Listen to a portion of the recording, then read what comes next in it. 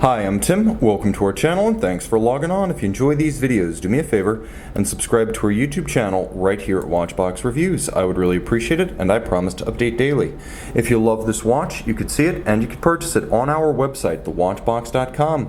And today we are discussing the extraordinary A Lange Sohne Saxonia Langematik, 37mm in yellow gold. This is one of the earliest examples of a model that ran from 1997 to 2007. The specific model you see here referenced 308.021, yellow gold with a lovely original Lange tritium dial, rarely seen. The timepiece wears easily on my 16cm circumference wrist.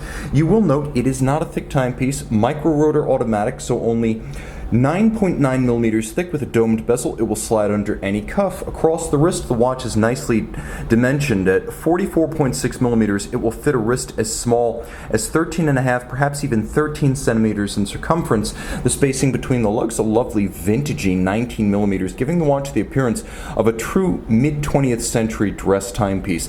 The watch is equipped with a high-grade A Lange Sohne factory strap. Let's give ourselves a bit more light and take a look at its reddish-brown hue. It's semi-gloss finish, large rectangular scale alligator leather with a monotone stitch and a folded edge. You can see there's a calfskin on the underside, and this is a new Lange factory strap. Jump into the buckle. This is a Lange hallmark. The design is attractive with the fastening on the flank, but it's also clever in its design, and I will always call this out in every individual Lange review, because if you're seeing this for the first time, you might not realize that the elevated bridge over the prongs allows the strap to sit inside the buckle rather than stacking up underneath, and the retaining bar on the inside is for those of us with small wrists who are going to use the smallest hole or even punch a smaller one. Oftentimes, a tightly strapped watch on a small wrist can become literally pinned on the pin. Well, this retention bar prevents that from happening, making it easier to extricate the watch when it's strapped down tight. The case band is classical Lange, meaning you have dramatically stepped out lugs with a little bit of a transitional bevel on their side and a polished finish, and then you have a case band that alternates between the polish of the bezel and the case back and the satin finish of the mid case. Note that the pusher for the calendar is polished on its flanks, but on its top, satin finish to match the case flank.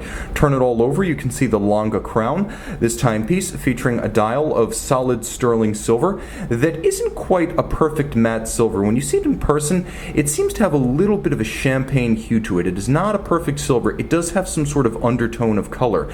The dial with applique indices, that's how you know it's part of the Saxonia family. Simple stick indices, alpha hands at center, and a gold frame, and it is true gold for the double-digit date. And I should mention, the double-digit date is an absolute pleasure to use. Listen to it. It's as solid and satisfying as a high-grade column wheel chronograph. And of course, Lange, in a rare show of immodesty, they were proud of their original automatic caliber, reminding you that the Saxomat caliber powers all of this. And all of this, I should mention, is tritium. And that is uncommon on Lange watches. This being an older example of the Saxonia Langematik, you do have that rare tritium dial. You also have the zero reset seconds system of the Langematik caliber. So not only does it stop the seconds, so you can set the watch precisely, but it will zero it out to make it easier to synchronize to a reference time. Jump into the opposite side, now you can see that of which I spoke, the Saxomat caliber. Now this is caliber L9214, automatic winding, 45-hour power reserve. It beats away at 21,600 vibrations per hour. It's adjusted in 4 positions, pivots on 45 joules, and you can see one of the most extraordinary sights in all of high horology, which is the double precious metal rotor. So you have a platinum mass that is fixed by fired blue screws to a 21 karat gold engraved rotor. So you have a gold engraved rotor, blued screws, and a solid platinum mass for maximum polar moment and efficiency. You'll also note that it's all fairly thin with the rotor in the same plane as the bridges. That's the advantage of a micro rotor. You can see that there is a freehand engraved half bridge for the balance. Let's see how close we can really get without blowing up the focus. So you can see the freehand engraving. That is a Lange signature, and no two examples are going to be exactly alike because hand tools, not machines, are used here. Black polish on the swan's neck, the case clamp screws, as well as on the cover for the escape wheel you can see glasuta stripes across the pocket watch inspired 3/4 style bridge. bridge, fired blue screws used throughout the movement, as well as black polished. You can see on the base plate, which sports an engine-turned micro perlage. There's also a perlage below the balance.